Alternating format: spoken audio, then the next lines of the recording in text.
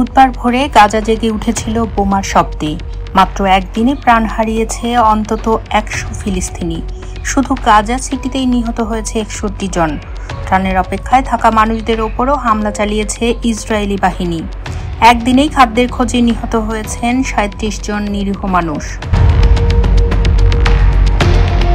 গত ২৪ ঘন্টায় ক্ষুধা ও অপুষ্টিতে মারা গেছে আরও ৮ জন, যাদের মধ্যে ৩ জন শিশু।